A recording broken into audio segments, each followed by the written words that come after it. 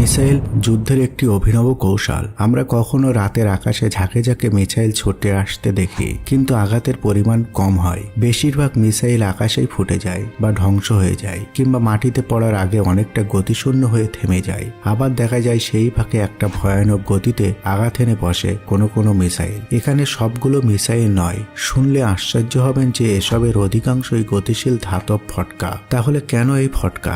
একটি মিসাইলের ভিতর অনেকটা সামনের দিকে অনেকগুলো ছোট ছোট বোমা সেট করা থাকে। এগুলিকে ওয়ারহেড বলা হয়। ধরুন 10টি ওয়ারহেড আছে একটি মিসাইলে, তার মধ্যে 8টি ধাতব ফটকা বা ফাঁকা ফটকা, বাকি দুটো প্রকৃত বোমা থাকে। সবগুলো একই দিকে ফায়ার করা হয়। রাতের আকাশে অগ্নিগোলক হয়ে এগুলো লক্ষ্যের দিকে ধাবিত হতে থাকে। মাটিতে রক্ষিত রেডার বা আয়রন ডোম কোনটা আসল কোনটা নকল সেটা নির্ণয় করতে বিভ্রান্ত হয়ে পড়ে। রেডারকে এভাবে ধোঁকায় ফেলাটাই হলো মিসাইল প্রতারণা। শত শত ধাতব ফটকার চেয়ে একটি বোমার মূল্য অনেক বেশি। আগত বোমাগুলো নিয়ে রেডারের সিদ্ধান্ত নিতে হাতে খুব কম সময় থাকে, ফলে অধিক জ্বলন্ত এবং গতিশীল গোলকে ক্ষেপণাস্ত্র মনে করে রেডার নিজের দামি ক্ষেপণাস্ত্র ছুড়ে দেয়। দেখা যায় রেডারে নিক্ষেপ ভুলণ্ঠিত বস্তুটি আদেও কোনো ক্ষেপণাস্ত্রই ছিল না, তা ছিল একটি ধাতব ফটকা মাত্র। এই ফটকার পেছনে $1 বিলিয়ন দামি ক্ষেপণাস্ত্র নিক্ষেপ করে অর্থনৈতিক ক্ষতির মধ্যে পড়ে যায় দেশটি। আমরা আকাশে এগুলোকেই বেশি মাত্রায় দেখি। রেডার বা আয়রন ডোমকে এসব ফালতু বোমা ব্যস্ত রাখে নিজেদের ধ্বংস করার জন্য। ফাঁক দিয়ে তাজা বোমাটি দ্রুত গতিশীল হয়ে লক্ষ্যে আঘাত আনে। ইরান বা ভারত পাকিস্তানের যুদ্ধ কৌশলে আপাতত এই পদ্ধতিটার প্রয়োগই বেশি হয়েছে। একটা মিসাইল দেখতে যেমন হালকা স্লিম আর গতিশীল, এর ভিতরের গঠন তেমনি জটিল ও পরিকল্পিত। বাইরে থেকে বোঝা না গেলেও এর ভেতরে থাকে এক একটা গুরুত্বপূর্ণ অংশ, যা একসাথে কাজ করে মিসাইলকে লক্ষ্যে পৌঁছে দেওয়ার জন্য।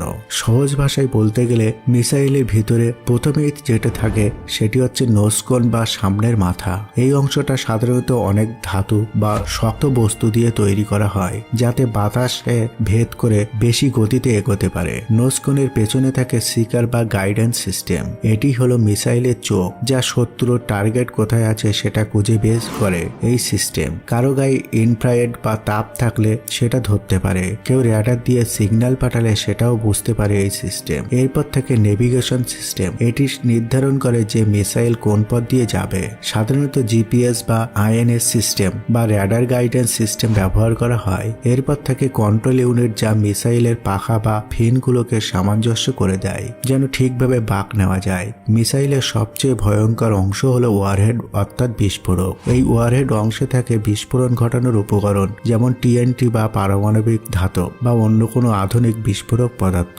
তবে ওয়ারহেড তখনই বিস্ফোরণ ঘটায় যখন ফিউজ নামের একটি অংশ কাজ করে। এই ফিউজ ঠিক সময়ে অর্থাৎ টার্গেটে লাগার সঙ্গে সঙ্গে তার কাছাকাছি গিয়ে ওয়ারহেডকে ট্রিগার করে। এবং সবশেষে থাকে প্রোলাপশন সিস্টেম, মানে যে অংশটা মিসাইলকে ঠেলে সামনের দিকে এগিয়ে দেয়। অর্থাৎ এটি হতে পারে রকেট ইঞ্জিন বা জেট ইঞ্জিন। বেশিরভাগ সময় সলিড ফুয়েল রকেট ইঞ্জিন ব্যবহার করা হয়, যেটা হালকা এবং কম জটিল ও শক্তিশালী। এই পুরো যন্ত্রটা বাইরের শক্ত কেসিংয়ে ঢাকা থাকে, যাতে তীব্র গতি ও তাপের মধ্যে ভিতরের যন্ত্রপাতিগুলো ঠিকভাবে কাজ করতে পারে। যখন মিসাইলকে লঞ্চ করা হয় প্রথমে এর ইঞ্জিন জ্বলে ওঠে। এরপর গাইডেন্স সিস্টেমের নির্দেশে সেটি নির্ধারিত পথে এগোতে থাকে। পথে চলার সময় এটি ফিনগুলোর মাধ্যমে ডানে বাঁয়ে বাঁক নিতে পারে। একবার লক্ষ্যবস্তু ঠিক পেলে সেটি সোজা গিয়ে আঘাত করে কাছাকাছি কোনো স্থানে। একটি মিসাইল কেবল শুধু এক টুকরো ধাতব নয়, বরং এটি বহু প্রযুক্তির সমন্বয়ে তৈরি এক বুদ্ধিমান অস্ত্র, যা নির্ভুলভাবে আঘাত হানার ক্ষমতা রাখে।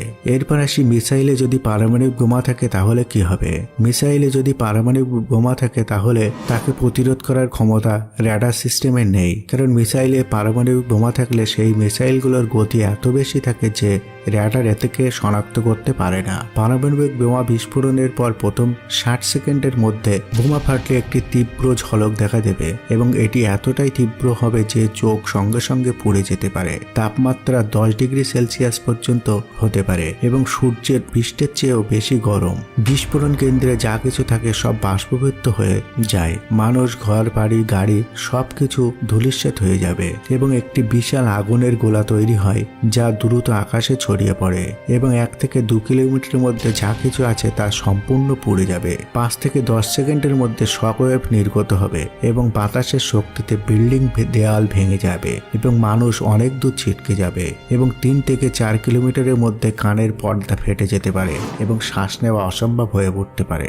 সব দিক থেকে সুপারসনিক ব্লাস্ট ওয়েভ ছড়িয়ে পড়বে এবং 1500 কিলোমিটার পার বেগে বাতাসের ঢেউ আসতে পড়বে। সমুদ্র থেকে যেন সুনামি নির্গত হবে। কাঁচের টুকরো, ধ্বংসবশেষ, আগুনের শিখা সবকিছু মানুষকে আহত করতে থাকবে এবং যারা 1 থেকে 1.5 কিলোমিটারের মধ্যে থাকবেন তাদের মধ্যে তীব্র বিকিরণ আঘাত করবে, যা মারাত্মক অসুস্থতা সৃষ্টি করতে পারে এবং আগুন ও ফায়ার স্টর্ম শুরু হয় বহু বর্গ কিলোমিটার জুড়ে। কয়েক মিনিটের মধ্যে গুরুতর বিকিরণ ছড়াতে শুরু করবে এবং বাতাস থেকে ধুলো ও বৃষ্টি থেকে ব্ল্যাক রেইন বা বিষাক্ত ছাই বা তেজস্ক্রিয় কণা ভরা বৃষ্টি শুরু হতে পারবে। এই হাজার হাজার নয়, লক্ষ লক্ষ প্রাণ একদিনেই চলে যেতে পারে।